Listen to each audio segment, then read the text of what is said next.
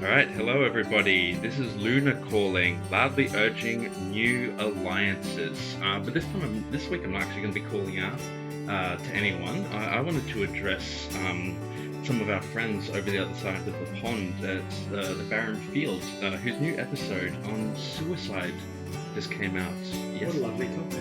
Yeah, I know. Aren't they a cheery lot down there? I thought, Australia was supposed to be the land of sunshine and things like this. The lucky country. The lucky country. But yes, no, yeah, it's a wonderful episode. I think people should go and listen to it. It's kind of, they start with, the French sociologist Emile Durkheim's different kind of taxonomies of what suicide is, and then they go into, like the certain ways in which the concept of suicide has been reduced to a kind of, individual problem, not only by the kind of broader regime of neoliberalism, but also just by general medical kind of institutions. There's bits about the emergence of capitalism and how the effects that has, and like, so it's a really good episode. But they gave us another shout out. They can't stop talking about us. They love It's a us. little obsession they have with this. And so a certain Adam Bartlett said that Luna would never be so daring and is too intellectually timid to be able to talk about the concept of suicide. Um, but as I was listening, I was reminded of in class a couple of years ago, this question of suicide was raised in a very precise way by one of my students. And she said, because it's related to what we're going to talk about later, she said, okay, according to Spinoza, there are three kinds of knowledge, right? There's the first, second, and third. And the third kind of knowledge is the intellectual love of God, right? Beatitude. Um, but she says, beatitude only occurs in the attribute of thought and the mind. So, what good is the body in this instance? Wouldn't for Spinoza the best solution, if you really wanted to know God and have this attain this mysterious third kind of knowledge, would just be to kill yourself? And so, I mean, I was a little bit taken aback by this question for a second. I had to think about it because it's an interesting question. Why would Spinoza want to maintain, the body if it's only the mind that can know God properly? But then I said, well, no, Spinoza posits the union of the body and the mind. So if you destroy the body, then you're cutting off one of the ways in which you come to know God, right? And so that was kind of my little on the spot answer to this particular student. But yeah, suicide and Spinoza is a question that gets raised. Absolutely. And I think that this is the kind of question that we definitely go into when we look at book 3 on the passions. Yes.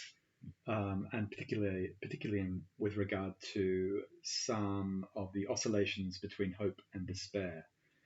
Um, I actually have another thing that's bothering me that I want to talk about, which is definition 7 of book 2. Okay. And I think in a way, this shows us that if you plunge into Spinoza's universe, in fact, there's not a hard and fast guarantee that you're always within the one, because this is another point at which we have a kind of spilling over of inconsistent multiplicity. So this is definition 7 of part 2 of the Ethics.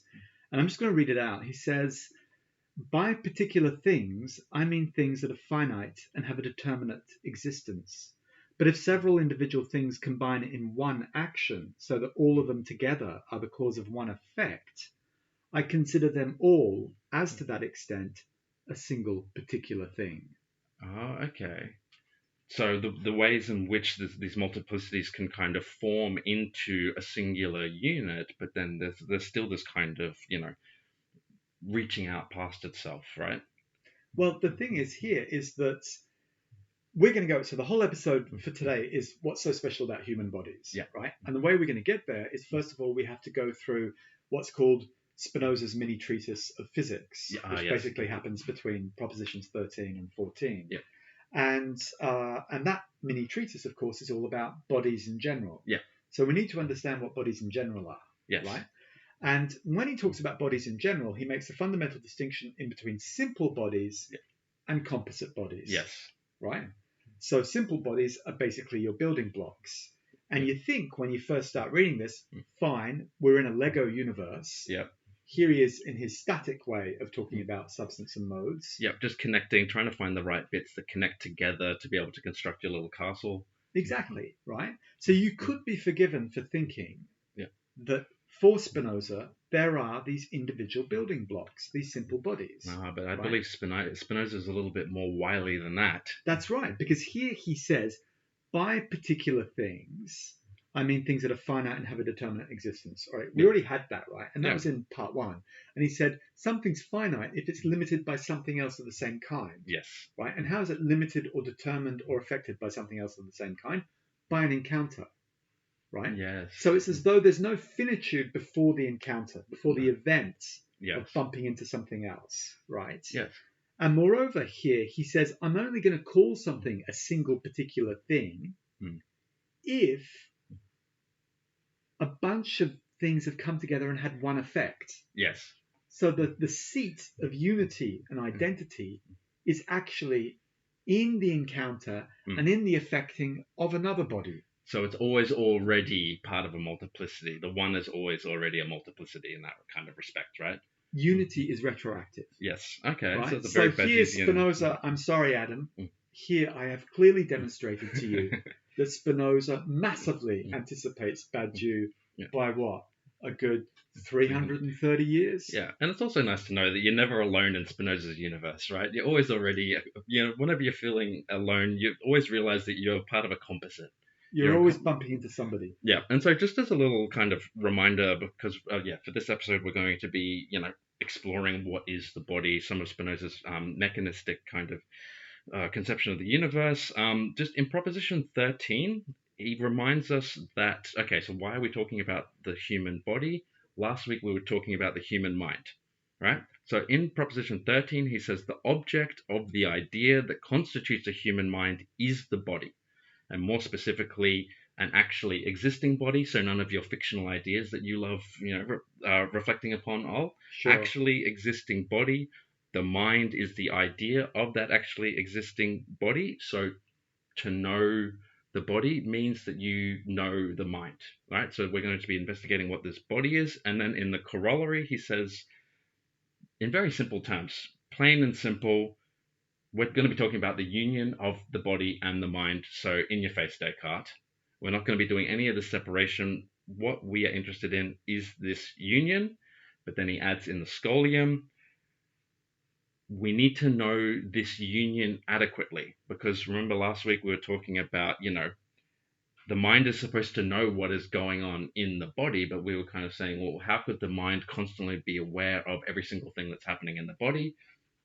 It's not that it's aware at every single moment, but because of the unity, the more we know about the body and the more we kind of train the mind to think about it, the more we can understand the relationship between the two. Absolutely. I mean, it's actually Proposition 13. It's a great jumping off point because it's also a very heavy ontological claim. If I was to put my Cartesian hat on and be one of these skeptical philosophers, I could get all tricky and say, I'm perfectly happy that the mind is the idea of a body. But how on earth does Spinoza prove that my mind is the idea of what happens to be my body? Couldn't my mind be the idea of somebody else's body or another body? Because after all, that's the hypothesis of a film like The Matrix. Yes. Right? What I consider to be the body that my mind is the idea of is actually a machinic interface. It's like some kind of, I've been turned into a battery in some kind of soup. Yeah. Right. Well, I mean, Spinoza's also, I think he's totally aware of this, where he says, well, yeah, I mean, the mind has mistaken ideas about what the body is as well. We constantly mistake things that are going on, but this is why he kind of emphasizes in the scholium, at least in my mind, that it's like we need to get an adequate knowledge of what this relationship is. So it's a starting point. And I think this is actually one of the contributions of the feminist thinkers in the 90s who went back to Spinoza, like Moira Gatens. And it's also like a direction that you get from Val Plumwood, which is that Spinoza's way of responding to this possible Cartesian conundrum, oh my God, I've got the mind of, I've got the idea of somebody else's body, is he tries to anchor our thinking in our body. Yeah. And, for most people, they are thoroughly anchored in their bodies. Yes. And he just says, you always have information pouring into your mind about your body. There's always an itch somewhere, an ache somewhere. There's always maybe there's a tinge of a headache somewhere, that kind of thing. And so he takes us right back down to everyday life and tries to anchor our thinking where it is for most people in our actual bodies. Yeah, your body is always telling you something, right? And this is another, I suppose, quite elegant way in which Spinoza is going to be responding to, you know, the problem that Descartes was having that was so eloquently pointed out to him by Princess Elizabeth, because because mind and body are composed of the same substance. You don't need to think about the problem of their interaction insofar as everything is material, right? You don't have the problem of, Descartes' immaterial mind. How does it interact with the material body, right? That's a really strong, difficulty for Descartes. Spinoza's just gone. They're expressions of the same substance, right? So we have to think about their interaction in a different way, but he's kind of just sidestepped the whole Cartesian problem by saying that it's all one substance, not two distinct substances. Well, if I want to be absolutely strictly Spinozian, there is no interaction between mind and body because they are just simply the same thing. Yeah. Interaction is a causal term, and causality only happens inside an attribute. Yes. So we only have like chains of cause and effect between bodies, or between ideas, or within these other attributes that we know nothing of. Yes. Right. But let's dive into this mechanics of physical bodies. Let's just talk about simple bodies, right? So a simple body, he says, well, it's distinguished from another simple body simply by is it moving or not? Yep. And how fast is it moving? All right. Thanks, Newton. Yeah. Isn't this just Newtonian mechanics, isn't it? Well, this is before Newton, to be fair, right? Yeah. And then we're in the realm of billiard ball, of snooker, right? Or billiards, whatever you want to, whatever game you want to play. And he says that something is not going to change in its motion or its rest unless something else comes along and smacks into it. Yeah. Cause and effect. That's right. Cause and effect. Yeah. So a body at rest will remain at rest until it's determined by another to motion. Yeah. And what's fascinating about this, like you might think, you could be forgiven for thinking this is completely banal. I've played snooker. I don't need you to tell me this. But this is the basis of his account of memory, of prejudice, and of habit formation. Oh, how is he going to make this? How is he going to make this move from billiard balls to the structure of memory? Through the concept of inertia. It's absolutely fundamental. When you're at rest. Okay. Yeah, when you're at rest, you're not going to change unless something else comes along and bumps into you. Yeah, okay. I can see where this is going. Yeah. Right. And so he also has another fundamental point that he makes, which again is going to apply to human bodies, which concerns how bodies can be affected. Yeah. Right? And he says, and I want you to imagine, whilst we're going through this, I want you to imagine me going to that fantastic restaurant next to Gare Saint-Lazare where I finally found a hot pot restaurant, right? And you can actually, it's one of those ones where you just go along with these big bowls and you just pick all the ingredients that you want, and then you pay by its weight. Oh, fantastic. Right? Yeah. So I went up and the guy said to me, he said, look, spice rating, 0 to 3, what do you want? Oh, yeah. And I said 1. Yeah. Right? I said 1 because I've heard of this kind of mistake. That, already, us Westerners make. Yeah. And he looked at me and he said, you sure? And I said, yeah, 1. I'll be fine with 1. I'm not asking for 3. Oh, no, yeah. And my daughter was cleverer than me. She just said 0. And my God, did I suffer. Yeah. And I hold myself to be somebody who's, pretty happy with chili, but I was not happy. Yeah, that happened to me. Recently I went out for dinner with my cousin and, similar thing. Went into a place and I said, I can handle my spice, I saw that there was 3, I went, but it's been a while. I'm going to pace myself. But the thing that I ordered, luckily they didn't offer it with the level 3. So I was like, fine, I'll just get level 1, whatever. And even that was already causing me suffering, causing me a lot of pain. It was purifying. So Spinoza says, all the ways in which a certain body is affected by another body follow from the nature of the affected body, right? Yeah. That's your body, Val. Oh, yeah, right? Okay. And at the same time, from the nature of the affecting body, that's the chili, Val, right? In such a way that one and the same body is moved in various ways in accordance with the diversity of the nature of bodies that move it. Yeah. And on the other hand, different bodies are moved in various ways by one and the same body. Okay. This is a perfect description of what I would like to call a digestive event. Oh, okay. Please theorize. Continue theorizing what this digestive event is, since we're in bad juice. I think we'll just leave this to the listener's imagination, Yeah. right? Just But if keep in mind that the movement's not just happening inside my body. Oh yeah. There's movements happening in my environment as well. And I mean, when you're consuming that amount of spice, of course, what your body is telling you a tremendous amount of things, and your brain is picking all of those things up, right? Well, I mean, if you want to understand the universe as a causal nexus, Yeah. as Spinoza lays out in the second half of part 1, Yeah. eat a very spicy meal. Yeah. Eat a meal that's too spicy for you. And you'll see how your entire being in the world is reoriented by the thing that you've affected your body. So okay, so there's affecting bodies, affected bodies, right? And now we've got composite bodies. Oh, so that was just for the simple ones. That's right. That was just simple. Oh, okay, all right. So here's a question, right? This is a classic question in philosophy, right? I've got a pile of sand, right? Yeah. I take one grain away from the pile. Is it still a pile of sand? Here we go. I take another grain away. Is it still a pile of sand? The question of identity. Next, you're going to be talking to me about ships and changing parts. Oh, we'll get to ships for sure. So that one's called the Sorites. I'm probably pronouncing it the wrong way, but the Sorites paradox. Okay. That's fine. And basically, what you've got there is you've got something that, for linguistic convenience, we're going to call a body. Yeah. It's actually an aggregate. Yeah. Right. It's a clump. It's accidental. Of all the individual grains of sand that make up said pile. Yeah. You can attach a linguistic signifier to it and say this is a pile of sand. Yeah. But of course, as a composite, if you start taking things out of that pile of sand, the classic philosophical question, as Ol said, is when does it stop being a pile of sand? Right. To which I say, who cares?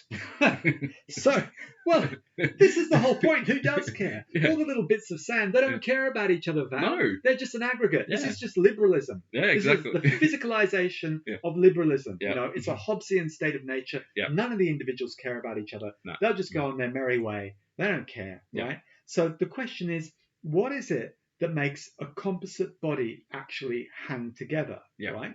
And he's got some answers, right? He says, Yeah. okay, it's either reciprocal contact, Yeah. right? So your surfaces are touching, Yeah. okay, or it's matching speeds. Oh, yes. I really like this.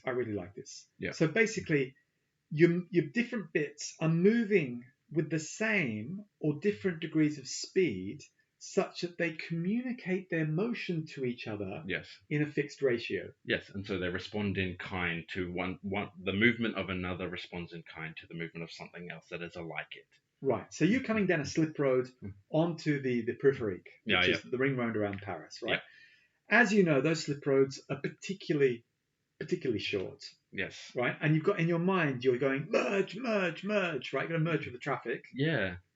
They are quite. I just realised this. They are quite short compared to the very long runs you get in Australia. Exactly. And you hope to hell that nobody's on the outer lane that you're trying to merge into. And it should be said as well, in Europe, speed limits are just suggestions. Right. And this used to be actually quite a hellish kind of like encounter sometimes, because the traffic was going at 80 or above. Yeah. Now they've actually reduced the speed limit down to 50 on the ring road. So it's a little bit easier. But basically, a perfect merge into traffic, Yes. right? That's what holds a composite body together. Yeah.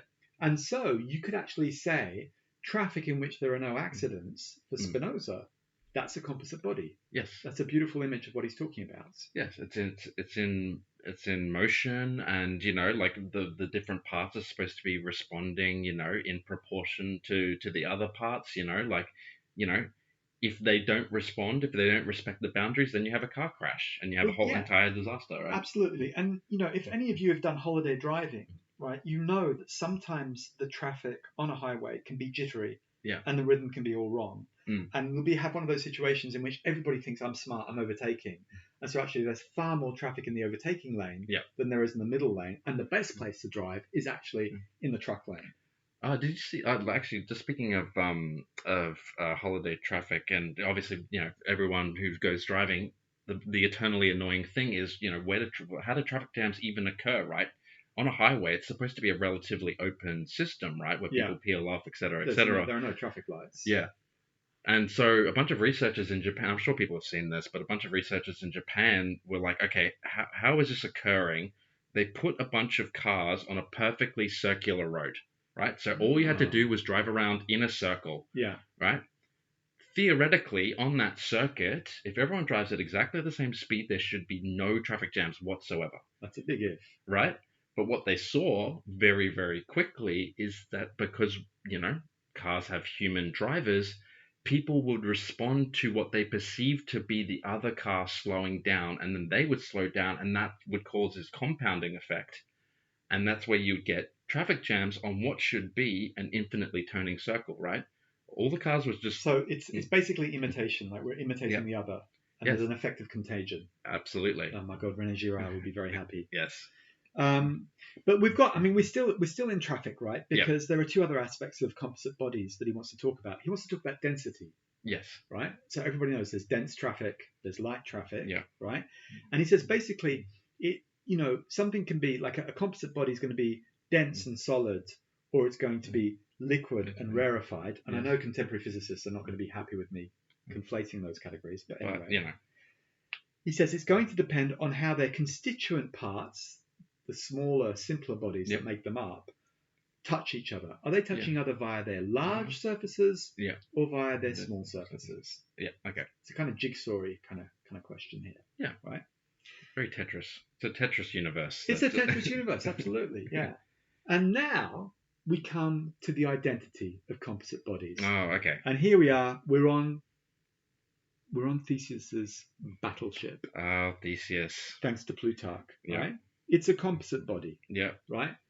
So can you tell us what happens to this battleship since you love it so much? Well, I mean, apparently he's gone off, old Theseus has gone off, he's going about his adventures, like he's slain the Minotaur, he founds Athens, going about his merry way, but obviously there's a bit of wear and tear that goes into his travels, right? Sure.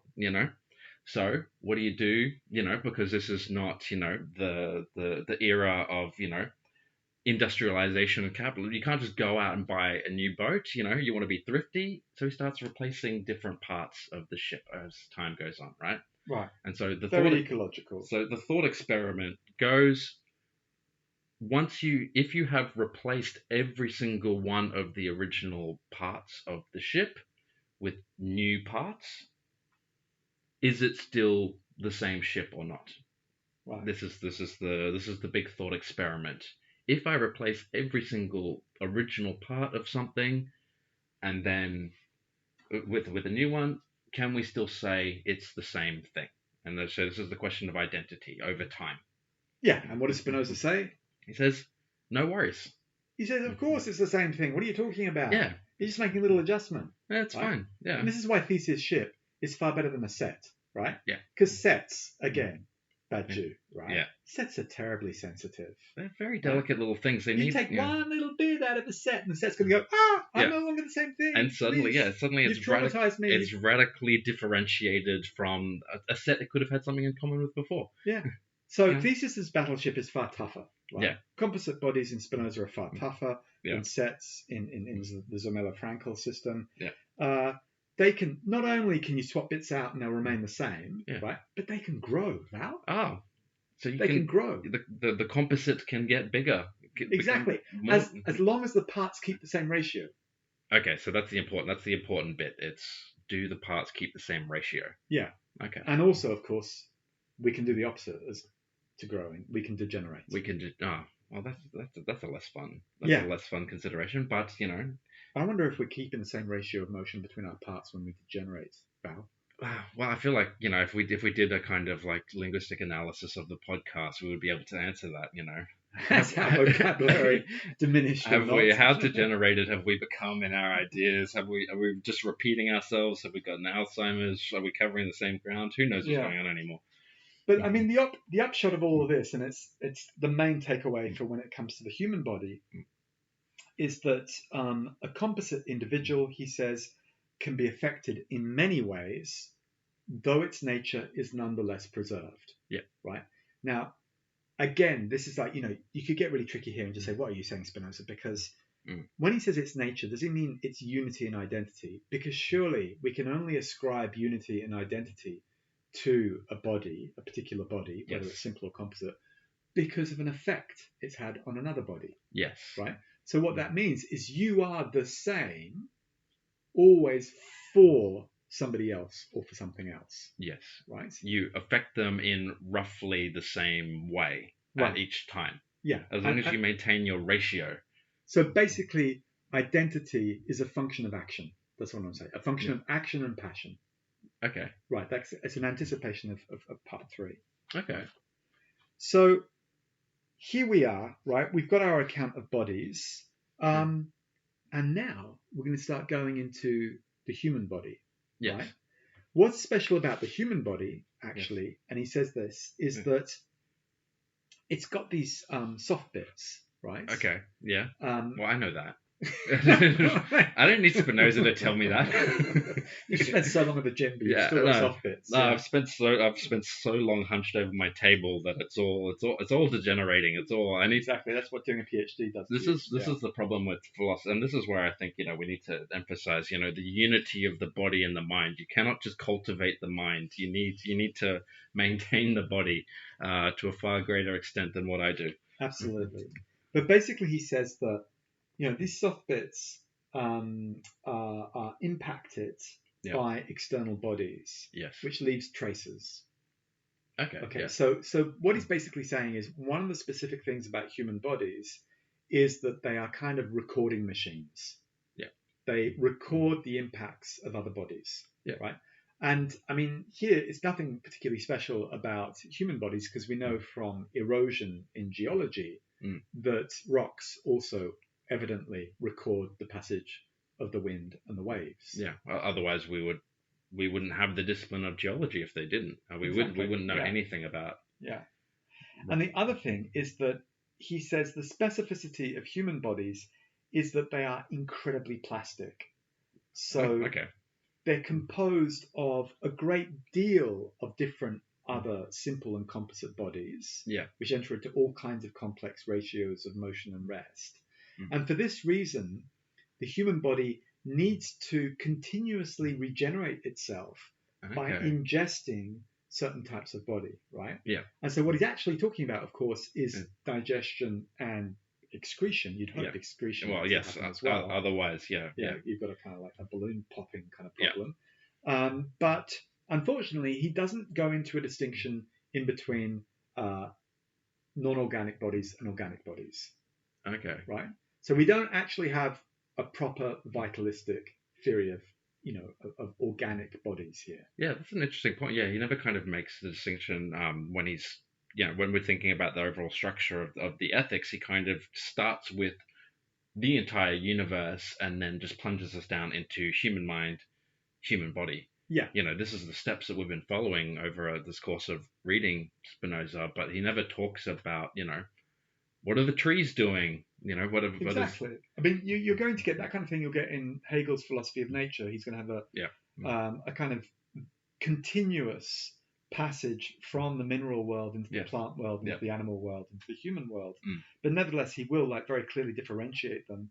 Yes. And Spinoza doesn't do that. And it's perhaps because he's not interested in restituting the kind of classical hierarchy that you'll find in Aristotle and scholastic philosophy. Yeah. In between these supposedly distinct realms with barriers between them, like the mineral realm, the plant realm, the animal realm. So it's part of his egalitarianism, perhaps. I was about to say, he doesn't want to draw those kind of hierarchical differentiations in nature, right?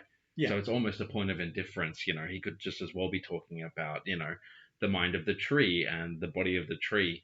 It would still function in the same kind of way. Or the idea of the tree, I should say, not the mind of the tree. I mean, he's actually showing us that there's continuity in between our own function of memory and what happens to rocks over time. Yeah.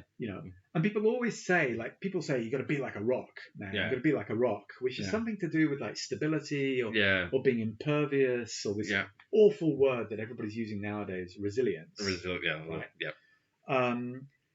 And people talk about Dwayne Johnson, the rock. right? And Yeah. it's because he's like a hard man, Yeah. pumped up muscles, lots of Yes. testosterone, that kind of thing. Mm. But actually, if you look at what rocks do, being like a rock means let yourself be eroded. Yeah. A road, right? Even granite erodes, Val. Yeah. Even granite. Given enough time. But I mean, it also contains all of its previous history within itself. So there's this kind of really interesting relationship of cause and effect that goes on internally and externally, right? So at the same time it's being eroded, it is also revealing in some particular way, its past life. That is really pretty, that metaphor. So when people are saying you've got to be a rock, yeah, they're basically saying let yourself be eroded. Yes. And as you are eroded, past memories will come to the surface. Exactly. You will remember everything. Yeah. And so in this way, like, I think that, like it is a matter of indifference if Spinoza is talking about human minds or human bodies. There's at least a kind of relationship that we can talk about when it comes to other objects outside, what we would distinguish as other objects outside of ourselves. Everything contains within it its history, this kind of chain of cause and effects that led it to, or that caused it to be in this time and place at this moment, right? Right. I mean, and you've got an amazing anticipation just there of Leibniz's monads as well. But there's one thing that I want to point out, Val. I think it's really important. We're not just malleable and plastic, right? We're also like octopi, right? Okay, yeah. In that we can reach out in so many different ways and modify the world. Yeah. This is the other specific feature of human bodies, is that we have so many different capacities to affect the world around us. Yeah. Right? We can get entangled with it in all kinds of different manners. Yeah. So we're both affected by it and we affect the world in a multiplicity. We're like this, immoderate multiplicity. Yeah. Well, I mean, all you need to do is look at, the seemingly infinite number of, human activities that there are, all the different ways in which we interact, ways with the world, the way that we represent it through, the different forms of art, just to use one localized but still enormous example. Look at all the different art forms that we use. This is a way of interacting with the world by representation. Yeah, absolutely. And he kind of so we've got to the end of the mini treatise on physics, and he's talked about the human body, right? At the end of that, yeah. And then we get, he said, we're incredibly plastic. Yeah. We're at motion. We're at rest. We get moved. We get moved by other things. Yeah, absolutely, right. And then he comes to his conclusion, which is proposition 14. Yeah. He says the human mind is capable of perceiving very many things. Yeah. And it is the more capable of doing so, the more ways its body can be disposed. Ah, okay. Right. So if you want to, Val, are you doing any sport at the moment? No, it is a constant source of this. I mean, this goes back to what I was just saying a second ago. It's all intellectual labor, and my body is withering. Didn't you used to go for walks around Paris though? Yeah, but I've just not been doing that anymore. Right. But I was incredibly sportive when I was younger, so I feel like. So what that means, according to Spinoza, is that when you were younger, you could think more things. Yeah. Right? Oh, absolutely. That's the parallelism of the attribute of extension and the attribute of thought, right? They go together in tandem. They're expressing the same substance. And so the more ways your body can be disposed, the more things you can think. Oh, absolutely. And I think that's one of the things that is so engaging and moves us so much when we go and see, I'm going to use the example of the performing arts again, when we go and see an incredible, contortionist, or we see somebody do like a ridiculous, guitar solo or whatever it is, we look at another human body doing something and we're like, wow, that's not my body, but that's another human body. Look at what the body can do. Right? But it's only once you yourself start doing it that you actually, start increasing the ways in which your body can be in the world. But just, I think, in terms of going out and seeing what other bodies can do, gives you the idea that, because my body is like that body, maybe I could try and do that. Well, I think this is a great argument against watching sports on TV. Yeah. And going out into the street and having an actual game with your mates. Oh yeah, completely. Because when I was young, like in Australia, in the late 70s, early 80s, I was always like confounded and irritated by the adults, because after lunch I'd say, let's go and play cricket in the backyard. Oh, yeah. And they Classic. say, can't do it, I'm digesting. And most of the time, they'd be digesting whilst they're watching a test Yes. on TV, right? Yeah. I just would find it so boring. Oh, yeah. You know, I mean, I could watch Dennis Lilly a little bit, like bowl, Yeah. because that was pretty exciting. Yeah. And the West Indies were the most exciting team in the world back then. But it was so much more fun to actually go out into the streets, upturn, a cardboard box. That was your wicket. Yeah, or you turn over the wheelie bin is the other kind of classic one. That's a big wicket. Oh, yeah. The wheelie bin. That is another fun one. And then you'd have those rules, like if you really smacked it for 6 over the neighbour's house, that would be 6 and out, because some poor bastard would have to go and find the ball. Yeah. Oh, yeah. And brave the neighbour's dog, right? Oh, yeah. No, I mean, I might upset a bunch of listeners with this, but yeah, I think cricket is one of the most catastrophically boring sports to watch.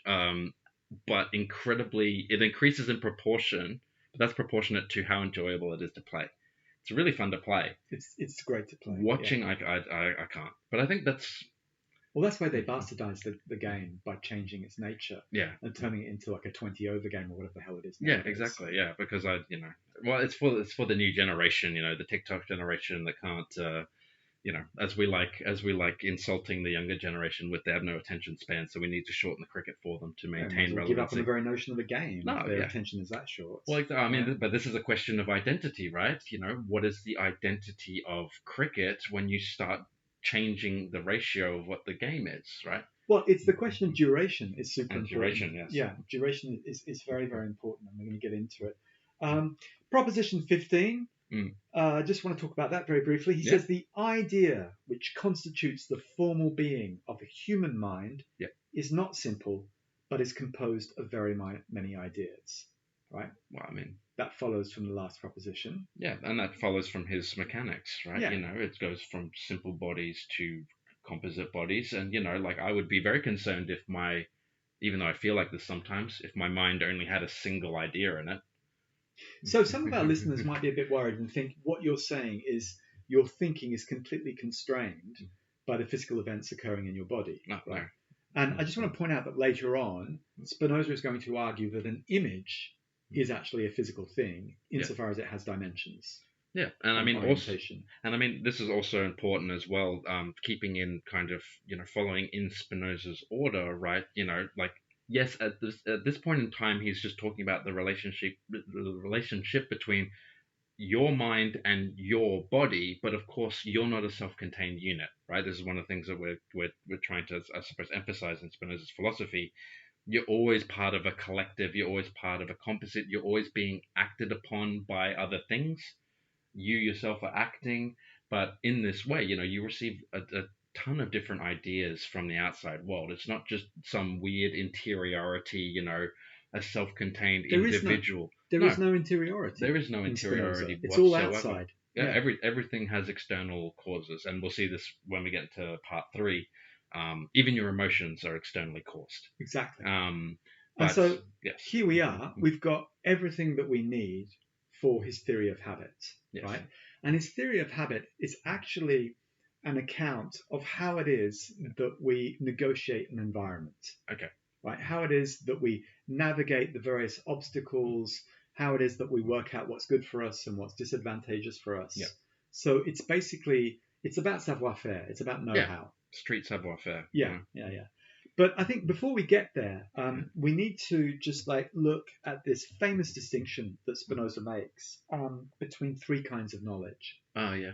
So we're just going to do the 3 kinds of knowledge quickly. No worries. Yeah, we're just going to jump ahead because, my students absolutely love this when I teach it, because it gives them some kind of clear way of getting into part 2. Yeah.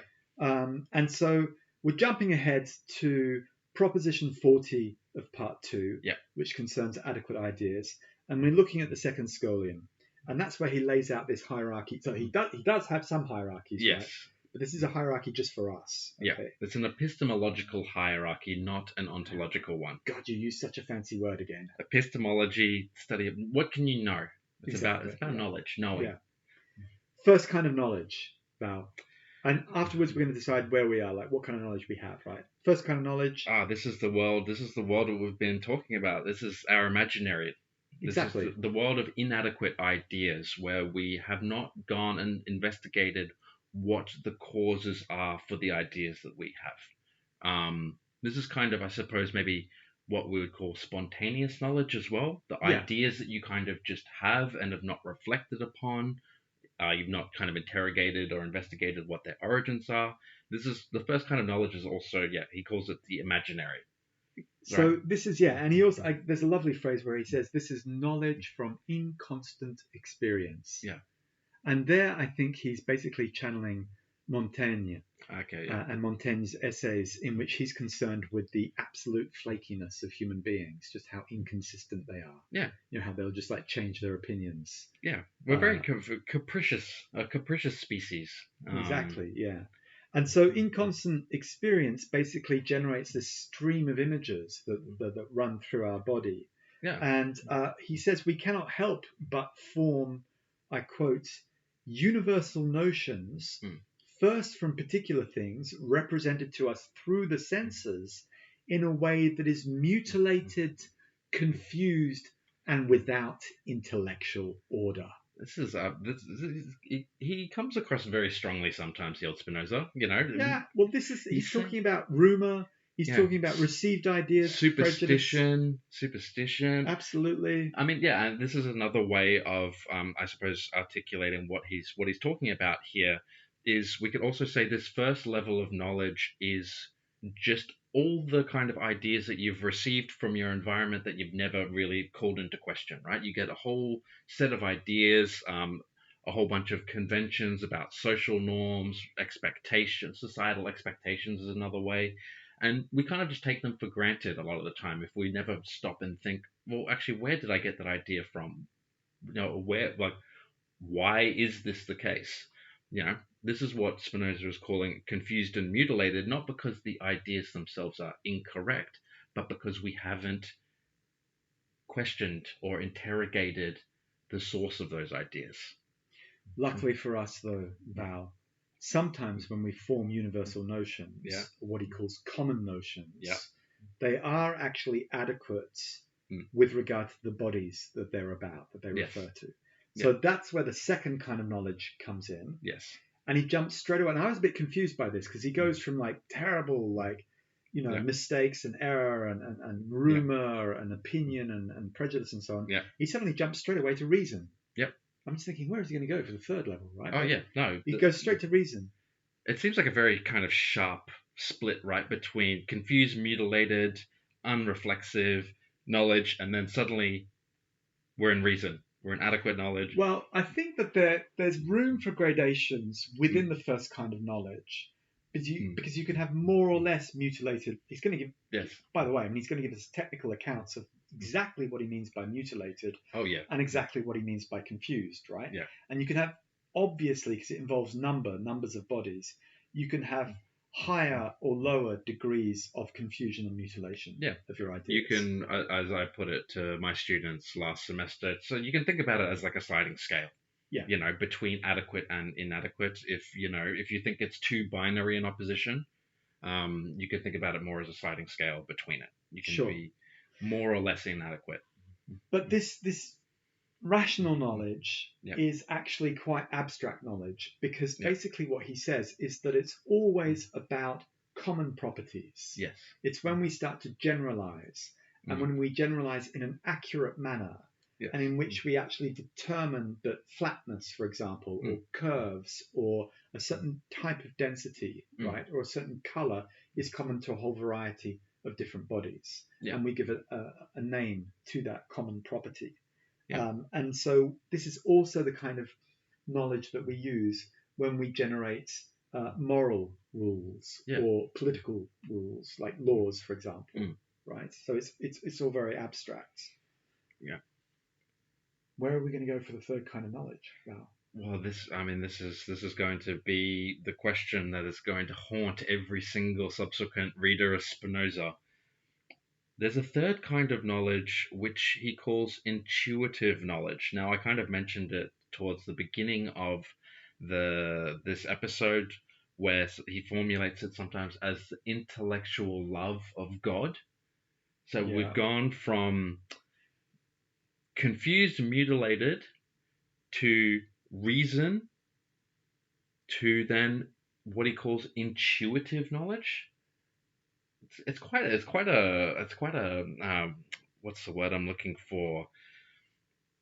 It's quite a jump. If you thought the jump between the first level and the second level was big, suddenly he's gone from reason to intellectual love of God. It's a funny term, isn't it? Yeah. Intuition. Because when Yeah. people talk about intuition in everyday life, Yeah. basically they're guessing. They're guessing at somebody's sort of true character Yeah, or and about what's going to happen soon, right? Somebody has an intuition. and I mean it's also counterintuitive in that same respect, where it's like intuition would sound like it belongs to the first kind of knowledge, right? Yeah, Where exactly. you go, well, I mean, I've have intuitions that have just been completely incorrect, Right. and Spinoza here seems to be saying I need to be following this. Well, he's going to, I mean, this often happens with philosophy. He's going to give a different sense to this ordinary word. Yeah. And he says the whole thing about the third kind of knowledge is that it's focused not on common properties, not on what's abstract in general, but on the singularity of particular things. Yeah. Right? And he says you acquire the third kind of knowledge, intuitive knowledge, when you proceed from an adequate understanding of the nature of an attribute of God, so an adequate understanding of space or of thought, right? Yeah. To an adequate understanding of the essence of a particular thing. Okay. Right?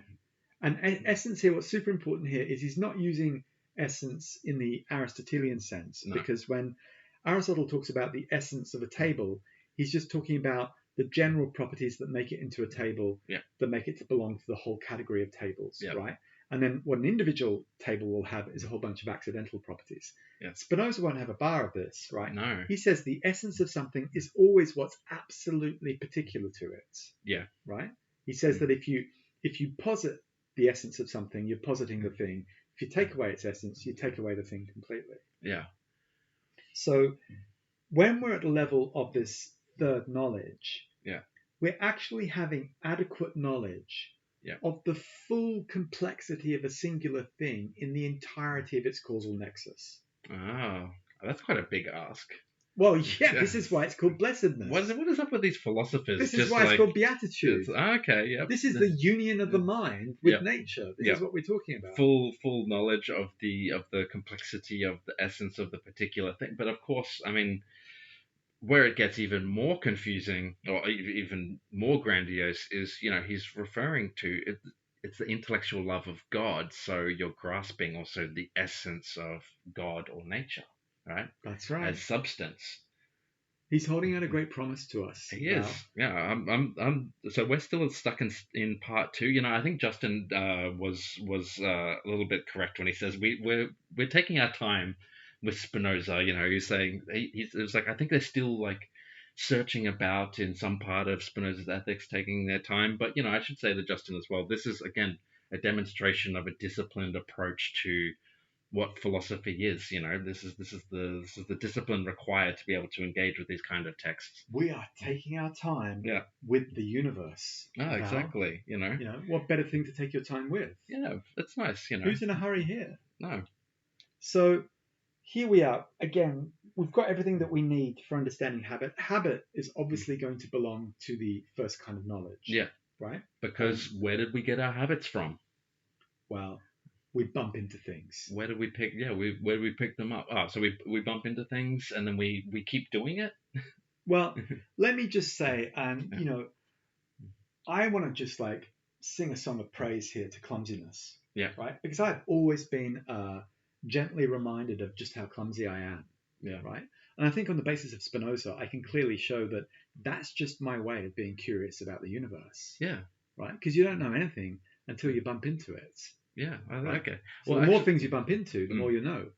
Well, since you asked me the question before, now I need to ask you: were you much of a sportsman in your younger years? Oh yeah, lots of tennis, lots of cricket. Lots of tennis. Okay. Yeah, and quite a lot of football as well. How did the clumsiness work in those sports? So I wasn't. There are some moves. So I was a bowler, not a batter. Ah, okay. Right. So I liked hurling small, hard things very fast at other people, but not having them hurled at me. Cause and effect. Yeah. Yeah. Tennis had a fast serve. Okay. Again, liked hitting things, small things, Yeah. very hard at other people. Yeah. So you had the fast serve, but the clumsiness would kick in when the ball came Reception. back. Yeah, Yeah. exactly. Okay. I Yeah. didn't like the ball coming back that No. No. much. Yeah. So yeah, exactly. You have to work on your serve. You have to know exactly what your body can do in those instances. Well, talking about the power of images, I did have an actual model of grace in front of me. And my actual introduction to morality and prejudice and nationalism came through Bjorn Borg versus McEnroe Oh. in Wimbledon, because Yes. at the time we lived just down the road, like literally on the same road as the Wimbledon tennis Right. courts. And what was on the TV at the time and what was gripping the family were these great duels Yes. that would go all the way to a tiebreaker in the fifth set Yeah. between McEnroe and Borg. And even though we were neither Swedish nor American, Yeah. we were most definitely anti-American. Oh yes. And we had a good reason, which was that McEnroe was this brash Yes. brat Yeah. who would contest the umpire's decisions all the time. Yeah. It's just not done, No. Val. No. That's not cricket. Right. And Borg had a different style of game. Yeah. It was all ground strokes. He'd Okay. stay back. It was all about rhythm. It was Yeah. all about depth. Yeah. And he seemed to be absolutely impassive and cool. Okay. Right. And so you had this clash between two different styles of playing tennis. Like Yeah. McEnroe was into drop shots, trick shots, Yeah. more use of spin, that kind of thing. Yeah. Right. Not the ground strokes. Two different styles of tennis and two different sensibilities and two different persona on the court. Yeah. Right. Okay. Yeah. And so I had an image of what it meant to have grace, like on Yeah. tennis courts. Thanks to the Yeah. Swedes. Yeah, thanks to the Swedes. Okay. As opposed to the brash kind of American style.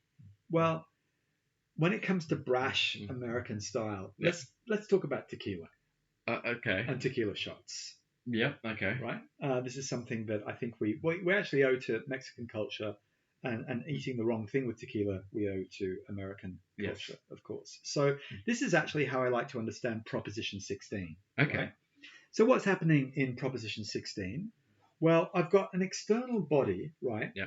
that comes along and affects my body. So Right. are we going with the tequila example here? Yeah. Is this the Yeah, external yeah, body yeah, coming? All right. This is a Cafe Oz example, by the way. Okay, This yes. is drawn from real life. Yeah. Okay. So Cafe Oz being the Australian bar in Paris. I think there's a couple of them now. Yeah, this is the downtown one in Yeah. Châtelet, right? Yeah. So there are a whole bunch of little shops around there selling what they call sandwich grec, and the Australians like to call a kebab. Yeah. Right? Or shawarma, maybe. No kebab. A kebab, yeah.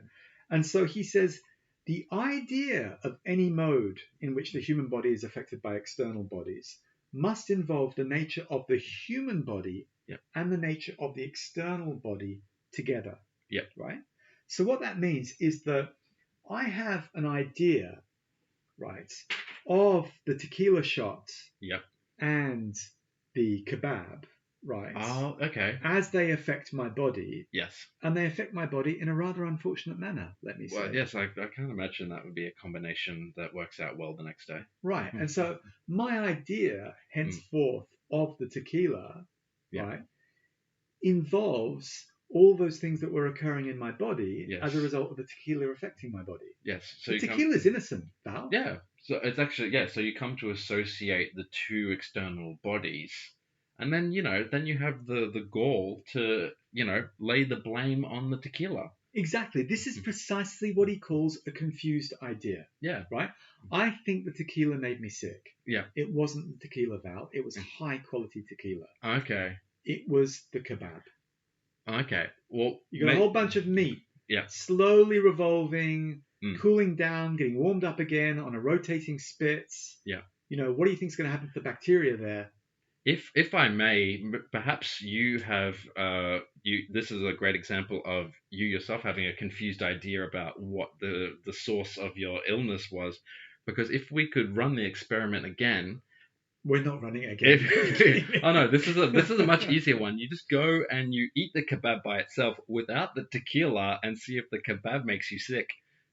I must say, I have actually been carrying out that experiment for a good 20 years here. So I think it may. In the 7th arrondissement. Look, I believe that it was perhaps the tequila that made you sick in this particular Oh no, this was 1800 tequila. It was like, Yeah. and plus it wasn't that much, right? Yeah. It was just like one shot or whatever. Yeah. Okay. But the whole idea, Yeah. the idea is basically, I mean, so take Southern Comfort for example. I cannot drink Southern Oh Comfort yeah. No, because I associate all kinds of things with it, right? Which Yeah. I won't go into. Yes.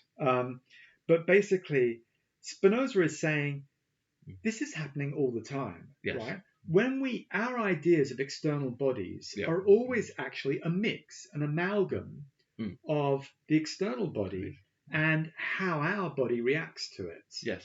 Right?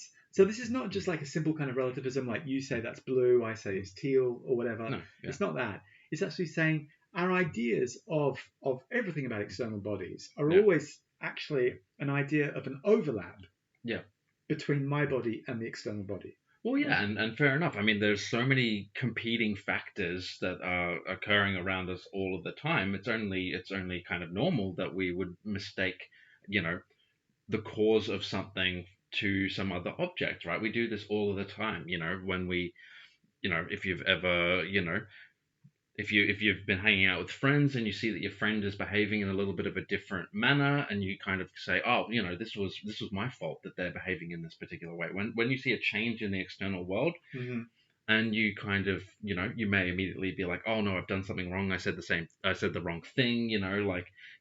I'm the cause of this change in the behavior of the other person. When it could have just been, they had a shitty day, interacting with somebody else. Maybe the metro was like, whatever it was. There's all these other factors. Exactly. Don't take it personally. Yeah, and we make this kind of, and the universe is impersonal to some extent. This causal nexus. Oh, absolutely. Yeah. But the point that Spinoza wants us to get to is you need to investigate, and this is the movement from the first kind of knowledge to the second kind of knowledge, is you need to investigate what the causes are so that you're able to actually correctly identify. In your case, was it the kebab that made me sick, or was it tequila? To be able to work out what it is, you need to investigate into it. This is an ongoing experiment, Val. I'm perfectly happy to continue this investigation into tequila. Oh, yeah. Well, I mean, I was just thinking when you brought up tequila, and since we're talking about habit formation, the classic thing is, everyone goes tequila shot. You have the salt and you have the lemon, right? The lime. The lime. Yeah. I didn't realize that was, maybe I'm wrong. I can be corrected here, but that's also just an American kind of bar thing where it's, in Mexico, you just sip the tequila. It's not a shot or whatever. You just drink it. Yeah. So there's another amalgam. Yeah. Right? And it's just like, but, that's correct in an American context, but, or in the US context, but, in Mexico, it's a completely different relationship to the same object. Right. You've just come up with a definition of authentic tourism. Yeah. So authentic tourism is actually going to the original country of the tradition, right? Yeah. And separating out the original tradition, the original product, and how it's supposed to be consumed from all of the amalgams that have been piled on top of it by bad movies. Yeah, but I mean, also at the same time, it's like I'm happy for people to transform things. I don't know. I'm not too. As long as you don't have to clear up the bar toilets. No, well, that's something I can say after my experience of working at cafes. That is the incorrect use of a tradition. Well, I think this is a perfect place for us to bring things to an end here. Yeah. Incorrect uses of traditions. Incorrect uses of traditions. Confused and mutilated ideas. Formation of habits that we're going to come back to again next week. Because I think, it is important, thinking about what is a habit and where does it come from. All right, so I think, we can leave it off here. And thanks to everybody for coming on board again. Yeah, always a pleasure. And we'll see you next week. Bye for now.